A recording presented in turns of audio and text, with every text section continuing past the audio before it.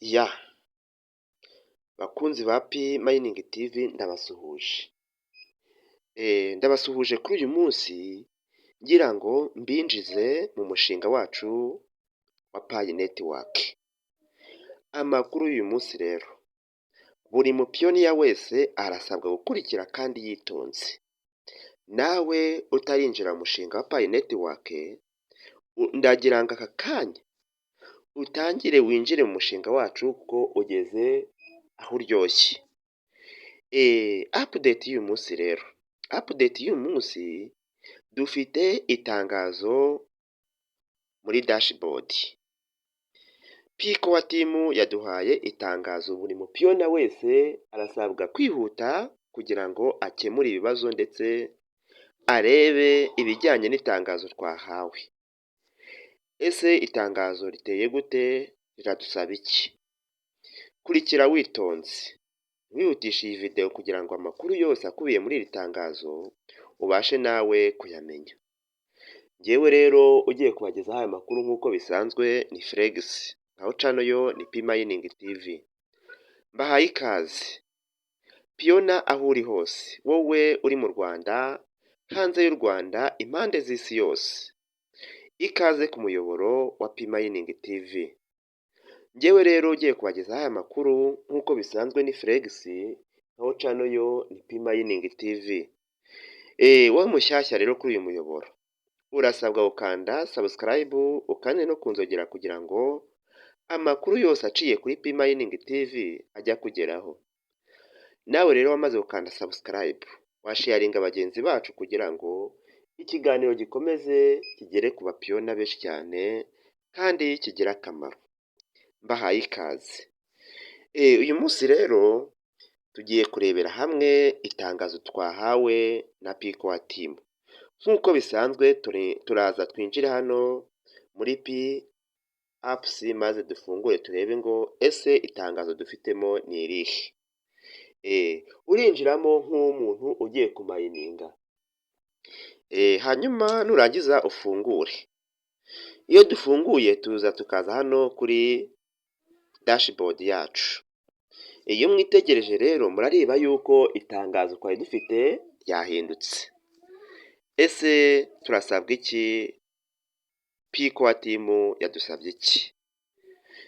Batubwiye ngo take require action, take resolution tentative KYC and migrated. Bakomeje batubwira ngo KYC apps and mainnet checklist. P-Core team niyo yatanze ino tangazo, hanyuma itanga ku itariki 9 z'ukwa mbere saa 12:59 nimugoroba. Batubwiye ngo your tentative KYC status or long wait for full KYC result and migration may be caused by your needed to complete action. For example, some pioneers need to complete additional liveness checks. Make sure the video is clear with good light. When you promoted in the mining apps for such as additional liveness checklist, please take liveness checks and do not close the POPI.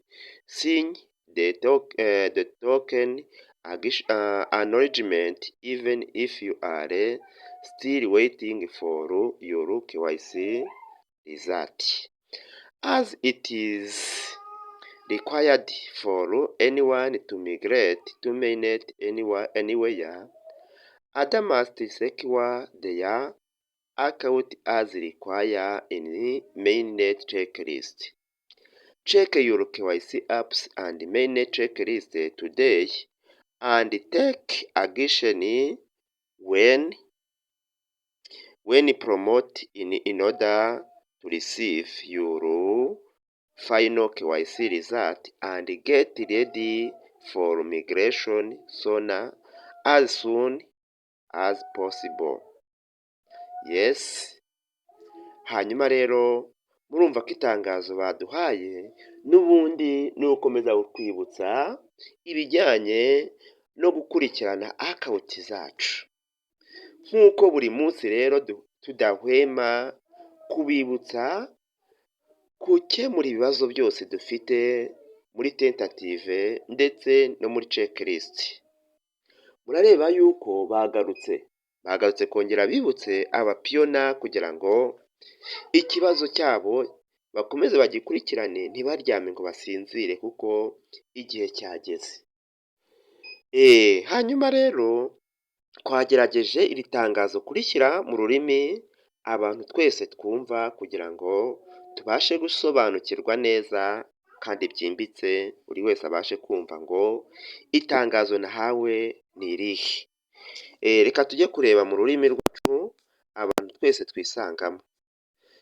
Itangazo ryacu rero riravuga ngo iki? Tegereza gatoya kugira ngo ino apps ifunguke. Reka turebe ngo itangazo twahawe uyu munsi rishatse kuvuga iki.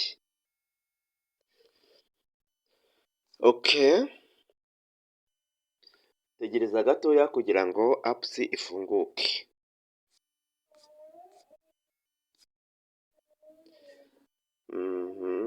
Tegereza gatoya, reka turebe iryo ari ryo, twari tuzanye ritari ryo.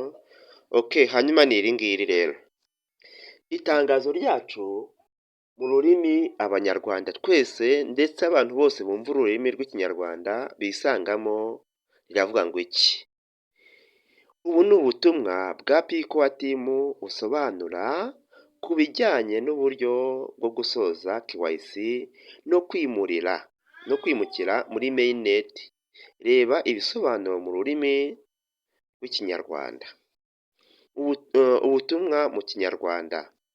Status yawe ya KYC cyangwa igihe kirekire ushobora gukemuramo gutegereza ibisubizo byuzuye bya KYC. Hamwe n'iyimukira kuri Mainnet bishobora guterwa n'ibikorwa ugomba kubanza gukora.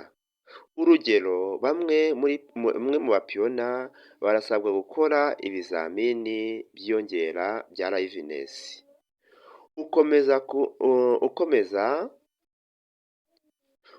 Ukemeza ko uriho. Hari igihe baguha KYC hanyuma bakaguha liveness. Warangiza ntukore liveness. Mu by'ukuri bakomeza kugira confusion kuri iyo account. Murareba yuko batubwiye yuko niba utakoze liveness, niba baguhaye ikizamini cya liveness ntugikore, bashobora gutekereza ko ari robo iyo account, bashobora gutekereza yuko nyiri account yapfuye, bashobora gutekereza yuko ari umuntu wenda iyo account itagikoreshwa, batekereza ibintu byinshi cyane. Hanyuma rero iyo baguha ibizamini ukabikora kandi ugakomeza kumayiningira ku gihe, babona yuko account yawe ikora. Mu by'ukuri rero gukora liveness ni ingenzi ndetse no ukamayiningira ku gihe. Kwihuta cyane rero kandi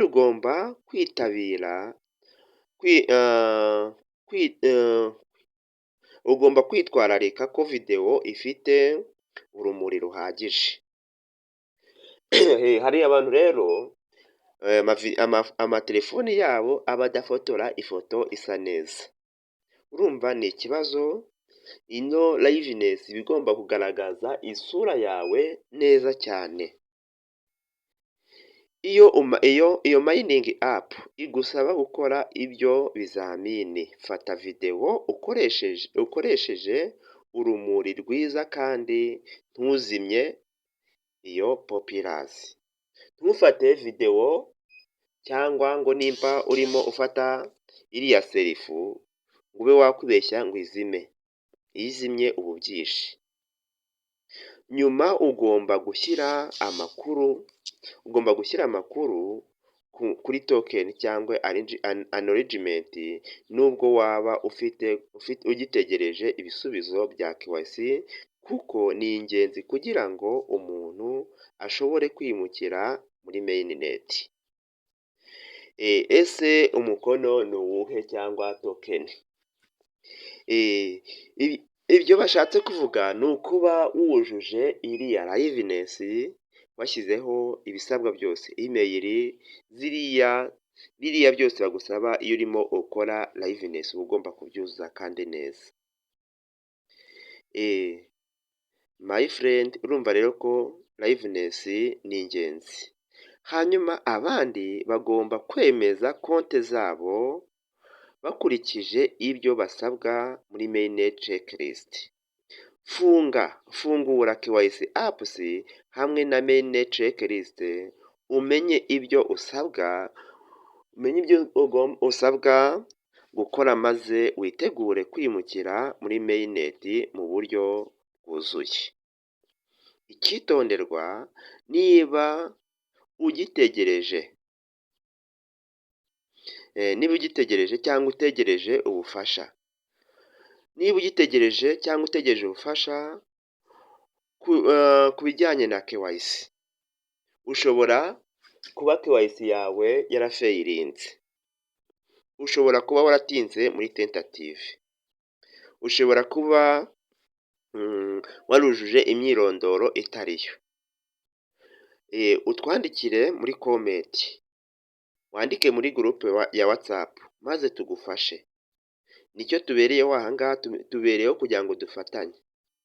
Nta muntu dukeneye yuko azahomba payi ziwe kandi yaramayininze imyaka n'imyaka. Niba hari umuntu ufite ubumenyi agomba kudufasha. Hanyuma iri tangazo ryacu reka turisome twihuse cyane kugira ngo buri muntu wese abashe kuryumva neza. Okay, twagiye rero. Iyi ni video twahawe cyangwa ni amakuru twahawe muri dashboard. Murabibona ko ariyo twatranslatinze. Muri kubireba aha ngaha, hari abandi bantu bavuga ati wenda uyu muntu ni ibindi bintu akuye ahandi hantu. Okay, dore ngiyi niyo twatranslatinze kugira ngo tuyishyire mu rurimi rwacu abanyarwanda twese twumvamo. Hanyuma aya makuru twahawe muri dashboard. Hanyuma tubwiye ngo ubu ni ubutumwa bwa Pico Team. Burasobanura ku bijyanye n'uburyo bwo gusoza KYC no kwimukira muri mainnet. Reba ibisobanuro mu rurimi rw'ikinyarwanda. Ubutumwa mu kinyarwanda: status yawe ya KYC cyangwa igihe kirekire ushobora kumara utegereje ibisubizo byuzuye bya KYC hamwe n'iyimukira muri mainnet, bishobora guterwa n'ibikorwa ugomba kuba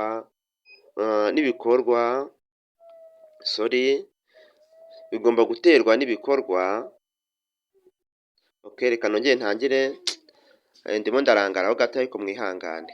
Ubutumwa mu kinyarwanda: status ya KYC cyangwa igihe kirekire ushobora kumara utegereje ibisubizo byuzuye bya KYC hamwe n'iyimukira kuri mainnet, bishobora guterwa n'ibikorwa ugomba kubanza gukora. Urugero, bamwe mu bapiyona barasabwa gukora ibizamini byiyongera bya liveness. Ukemeza yuko uriho, kandi ugomba kwitwararika ko video iba ifite urumuri rwiza. Iyo mining app igusaba gukora ibyo bizamini, fata video ukoresheje iyo mining app igusaba gukora. Fata video nziza kandi ikeye. My friend, murabizi neza yuko iyo ufite ikibazo cya telefoni idafotora amafoto akeye, reka ngaha tuhasobanure neza kugira ngo buri muntu wese abashe kuhumva. Niba ufite telefoni umayiningisha telefoni idafotora neza, ifite amafoto adasa neza, icyo usabwa wowe, reba mugenzi wawe agutize telefoni. Icyitonderwa aha ngaha mu gutizanya telefoni, narababwiye ngo nimba ugiye gutira telefoni, reba telefoni itamayininga payi netiwaki. hanyuma nurangiza ukore liveness, ukore KYC, wuzuze ibisabwa byose maze wongere ukore logout muri iyo telefone. Okay, ukirangiza ibyo usabwa byose ukora logout muri iyo telefone watiye. Kandi nanone niba wowe umaze gutira telefone, kora logout muri iyo telefone yawe warimo ukoresha mining. Banza uyikoremo logout kugira ngo batabona yuko account irimo ikorera mu matelefone abiri atandukanye. Nurangiza ugende downloading application zombi, P apps na P browser, hanyuma uzidownloading muri iyo telefone nshyashya utiye cyangwa telefone nshyashya waguze. Okay, nurangiza winjiremo ukoresheje account yawe, ushyiremo ya phone number nkuko winjiramo n'ubundi muri Pi unyuze muri telefone yawe, byose winjiremo muri telefone nshyashya nkuko bisanzwe. Hanyuma ugende ukore ibyo usabwa, ukore KYC, ukore liveness, maze nurangiza wenda nimba ari umuntu wahitiye ukore logout uve muri iyo telefone, ntuyimuhe utarakora logout. Hanyuma nurangiza ugende wongere ukore login muri telefone yawe nk'ibisanzwe. Ubwo nibwo buryo bushoboka igihe telefone yawe itabasha gufotora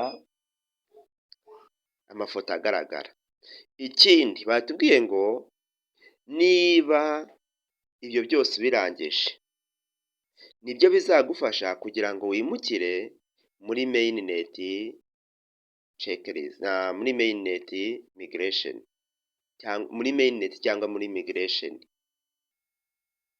Birumvikana rero ahangaha nakomeje mbibabwira inshuro nyinshi, ntago wahabwa migration utarasoza KYC.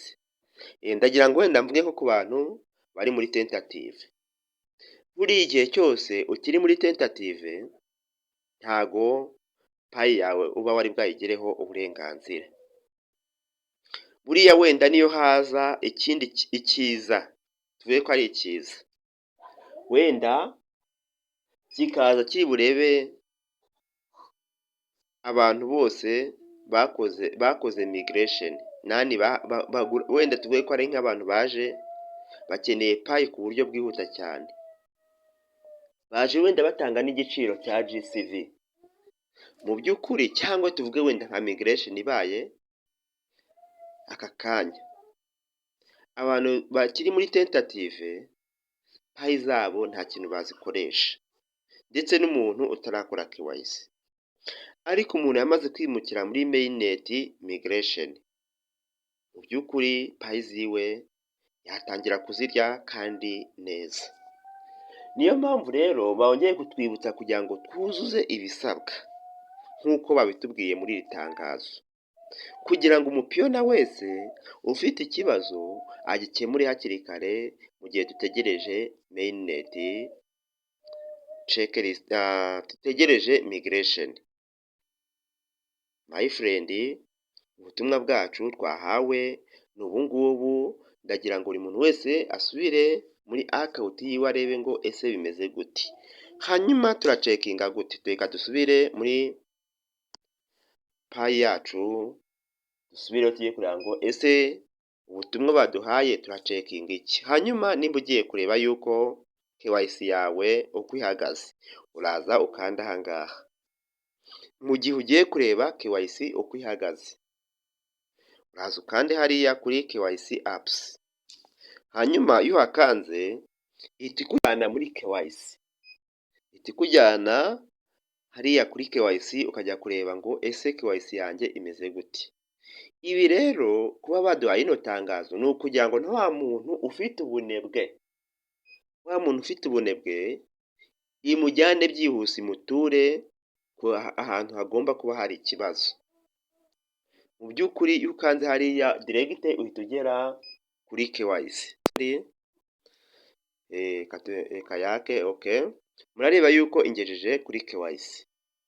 Turongera dusubire inyuma kwa ari izimye gatoya kugira ngo buri muntu wese abirebe neza. Hari abantu bahita bavuga ati ngo hariya se mbona bigenjeje kuriya. Oya, nuko yari izimyeho gatoya ariko turongera dusubiremo. Dore ni ahangaha nanyuze, dore ni ahangaha ahangaha. Okay, turaza tuhafungure tegereze, urabona ko ihita dusubiza kuri KYC. Tegerezeho gatoya kugira ngo itugeze muri KYC. Murareba ngaho itugeza, murareba ko nanjye ndacyari muri tentative, ndacyategereje ngo ndebe ngo ese igisubizo cyanjye kiri ryari, ariko gutegerezanya umutima witonze nibyo bya mbere. Hanyuma turasubirayo tujye kureba ngo ese noneho hano sorry, hano baduhaye mainnet checklist. Ahangaha iyo tuhakanze tujya hehe? Ubundi ni ubutumwa bwo kutwibutsa baduhaye, batubwiye ngo reba neza KYC yawe ko yuzuye, hanyuma urebe ko mainnet checklist nta kibazo ufiteyo. Hanyuma iyo tuhakanze naho tuhita tugera kuri checklist direct, ahandi hantu tunyura tugera kuri mainnet checklist. Dutegereze. Yes, murareba ko ariho ihita itugeza. Uraza urebe ko checklist zawe zose zuzuye, hanyuma murareba yuko njyewe checklist zanjye 8 zose narazujuje. Ntegereje migration, ntegereje yuko passinga KYC ndetse na step ya 9 ihinduka green maze bakaduha migration. My friend, ubutumwa bw'uyu munsi rero murareba ni ubutumwa n'undi dusanzwe tubagezaho bwa buri munsi, budusaba kugira ngo twibuke kuzuza ibisabwa muri account zacu. Ubu butumwa rero bw'uyu munsi twahawe kandi tugomba gukurikirana umunsi ku munsi nk'uko kuwa timu iba yabitubwiye. Mu by'ukuri kuba bafashe umwanya